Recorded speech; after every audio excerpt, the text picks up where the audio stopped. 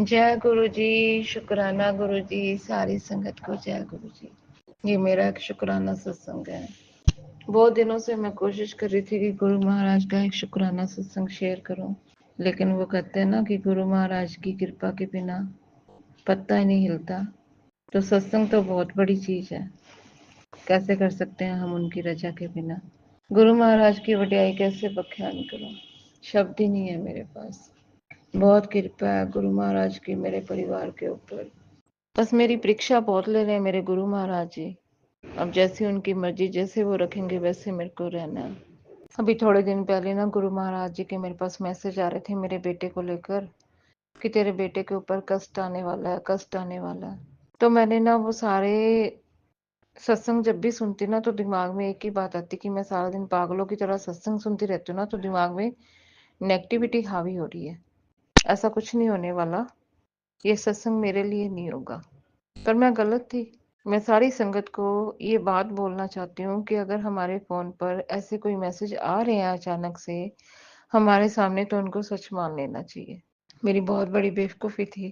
खैर, होनी बलवान होती है, जो कुछ होना होता है वो होकर ही रहता है। शायद इसमें भी हमारे कोई कर्म कट रहे हो। तो कार एक्सीडेंट के मैसेज आ रहे थे लगातार। हमारे घर में भी हमने कार रखी हुई है छोटी सी, मेरे हस्बैंड अंकल की वजह से, कि उनको एकदम से कहीं लेके जाना पड़ता है, हॉस्पिटल लाना ले जाना पड़ता है, तो वो मेरा बेटा ही लेके जाता है। हालांकि हम कार नहीं अफोर्ड करते, लेकिन अब हमारी वो मजबूरी है कि हमें एक साधन चाहिए ऐसा घर पे हर वक्त। तो गुरु महाराज जी के यही मैसेज लगातार आ रहे थे कि तेरे बेटे का कार एक्सीडेंट होगा। तो मेरे दिमाग में 2-3 बार तो ये बात आई, तो फिर मैंने सोचा मैं मूर्ख हूँ, ज्यादा गलत सोचना शुरू कर दिया। मेरे हस्बैंड अंकल भी बीमार ही रहते हैं, मुझे ये बात नहीं सोचनी चाहिए। गुरु महाराज जी साथ में, सब कुछ अच्छा ही हो गया, उनकी देख रेख में हो रहा है जो कुछ हो रहा है। तो मेरे बेटे के एग्जाम स्टार्ट हो रहे थे 12वीं के, तो वो पास में एक छोटा सा एक गांव पड़ता है, वहां जाना था उसको, 15-20 किलोमीटर दूर पे। तो मेरे को बोलता है मम्मा कार लेके जाना चाहता हूँ मैं। मैंने पहले उसको बहुत मना किया, मैंने कहा मेरा मन नहीं कर रहा बच्चे। बोलता है मम्मा आप जहाँ बोल तो लेके चला जाता हूँ, मेरे को लेके जाने दो। मैंने सोचा ये ड्राइविंग तो यही करता है, कितने सालों से कर रहा है। मैंने उससे प्रॉमिस मांगा, मैंने कहा बिल्कुल धीरे चलाना, बी केयरफुल, ले जा बेटा कोई बात नहीं। बस वही वाली बात है ना कि होनी बलवान होती है। तो मैंने जाते जाते मेरे बेटे को बोला कि गुरु महाराज जी का स्वरूप साथ में रखना बेटा। हालांकि मेरा बेटा कभी लेके नहीं जाता स्वरूप, मेरे कहने से उनको हाथ जरूर जोड़ देता है मेरा बच्चा, लेकिन उस दिन मैंने जिद की तो वो ले गया साथ में। अभी साथ लेके गए हुए 10-15 मिनट हुए थे, इतने में उसका फोन आ गया कि मम्मा बहुत गंदे वाला एक्सीडेंट हो गया मेरा, और कार बिल्कुल खत्म हो गई आगे से। और मम्मा, एक आदमी था सामने से फ्रंट साइड से आ रहा था, तो उसके भी लगी है, उसको हॉस्पिटल लेके जा रहा हूँ। इतना सुनने के बाद मैं शॉक्ड, मेरे हाथ पैर फूल गए, सुन्न हो गया दिमाग। एक ही बात पूछी कि बेटा तेरे लगी तो नहीं है कार की, तू छोड़। बोलता मम्मा नहीं मैं ठीक हूँ, लेकिन मैं मम्मा उस इंसान को लेके जा रहा हूँ जो मेरी कार के आगे आ गया। मेरा बेटा बहुत सॉफ्ट कॉर्नर बच्चा है, वो राह चलते इंसानों की भी हेल्प कर देता है। इवनली वो किसी जानवर को भी नहीं ऐसे छोड़ के आता। एक छोटा सा गिलहरी का बच्चा भी है ना, और वो भी उसको उसके ऐसे घायल मिल गई ना, तो वो उसको भी उठाकर पानी पिलाकर एक साइड में रख के आने वाला बच्चा है वो। सब लोग हम घर से भागे एकदम से। उसने बोला मम्मा मैं एग्जाम कैंसिल कर रहा हूँ, दूंगा नहीं अपना एग्जाम में। उसको प्रिपेयर करा कि हम सब लोग संभालेंगे इस शख्स को, हम वहां पहुंच रहे हैं और तू अपने एग्जामिनेशन हॉल में पहुंच। तो कैसे भी करके वो बेचारा किसी को बोला है, एग्जामिनेशन हॉल में पहुंचा मेरा बच्चा, एग्जाम दिया उसने। एक्सीडेंट बहुत होते हैं दुनिया में, आए दिन होते हैं, लेकिन मेरे बच्चे के साथ बहुत बड़ी ट्रेजेडी हो गई। वो जो शख्स जो सामने आया था अनकॉन्शियस हो गया, उसके कहीं चोट नहीं लगी, लेकिन उसके ब्रेन में चोट आई और वो 3 दिन से बेहोश है बिल्कुल ही। वो रोया, बहुत रोया, मेरे हाथ पैर फूल गए, बहुत परेशान हुए हम सब लोग, कि मैं तो ऑलरेडी बहुत ज्यादा परेशान रहती हूँ इनकी बीमारी की वजह से, कि गुरु महाराज जी ये कौन सी विपदा पड़ गई, अब कैसे निकलूं मैं इस संकट से। ऐसा कोई शख्स नहीं था जिसने उस बच्चे के लिए अरदास नहीं की, क्योंकि जिन जिन लोगों ने मेरी लाइफ में मेरा स्ट्रगल देखा है वो सब जानते हैं कि मैं कैसी हूँ और मेरा बेटा कैसा है, मेरे हस्बैंड कैसे हैं। हर इंसान के दिमाग में एक ही बात थी कि इनके साथ कुछ गलत ना हो जाए, और ना ही उस बच्चे के साथ कुछ गलत हो, क्योंकि वो भी किसी माँ की औलाद है। जैसे मेरा बच्चा मेरे लिए प्रिय है, वैसे वो भी किसी की दिल का टुकड़ा है। हर शख्स ने उस बच्चे के लिए प्रार्थना की कि वो बच्चा जल्दी ठीक हो जाए।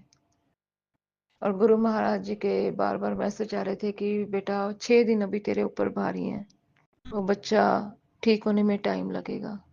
फिर कुदरती कल की बात है कि एक सत्संग आ गया, कहीं से किसी ने करवाया था। मैं पहुंची वहां पे उस बच्चे की अरदास लगाने के लिए कि जो कुछ कर सकते हैं मेरे गुरु महाराज जी कर सकते हैं। बहुत बेमन बहुत रोई सत्संग में जाकर मैं, आंसू थमे ही नहीं मेरे। घर आई तो घर आने के बाद एक छोटी सी न्यूज़ मिली कि वो बच्चा थोड़ा सा इम्प्रूवमेंट की तरफ जा रहा है। मैंने गुरु महाराज जी का बहुत बहुत शुक्राना किया। फिर भी मन बहुत बेचैन कि वो उसको होश आ जाए तो मेरा मन टिक जाए। मैं वहां पे जाना चाहती थी, लेकिन मेरी फैमिली मेरे को वहां पे जाने नहीं दे रही अभी तक।